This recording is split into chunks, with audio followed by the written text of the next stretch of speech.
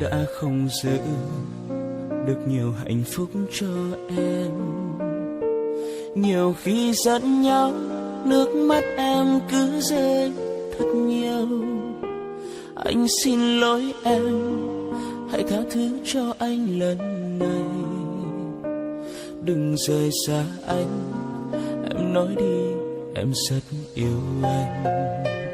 Nhưng ngày cuộc sống không như anh đang ước mong, của một tình yêu sẽ hạnh phúc giống như bao người.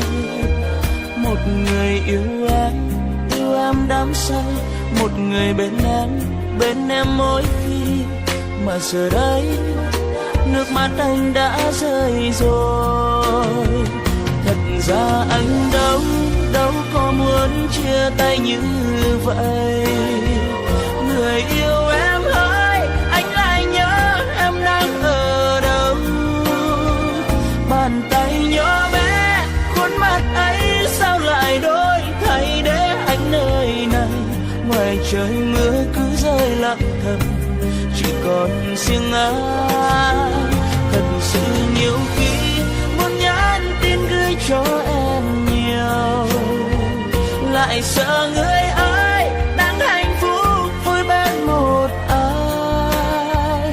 Tình yêu đã chết, hai người giữ mai này chúng ta có duyên gặp lại.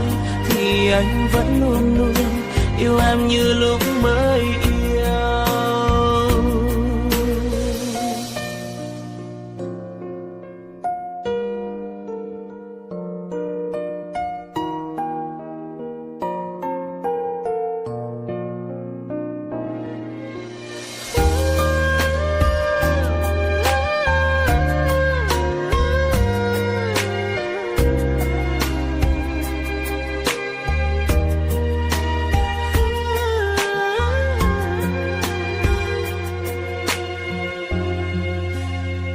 Anh đã không giữ được nhiều hạnh phúc cho em. Nhiều khi giận nhau, nước mắt em cứ rơi thật nhiều. Anh xin lỗi em, hãy tha thứ cho anh lần này.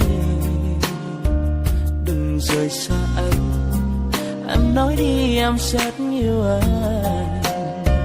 Nhưng ngày cuộc sống không như anh đang ước mơ, của một tình yêu sẽ hạnh phúc giống như bao người. Một người yêu em đắm say, một người bên em mỗi khi.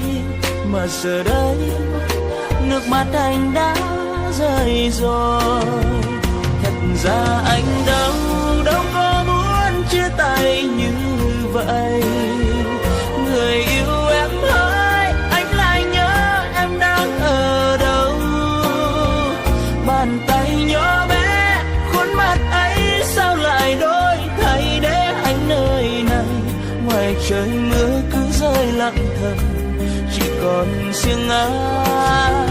Thật sự nhiều khi muốn nhắn tin gửi cho em nhiều, lại sợ người ấy đang hạnh phúc vui bên một ai. Tình yêu đã chết, hai người giữ mai này chúng ta có duyên gặp lại. Thì anh vẫn luôn luôn yêu em như lúc mới yêu.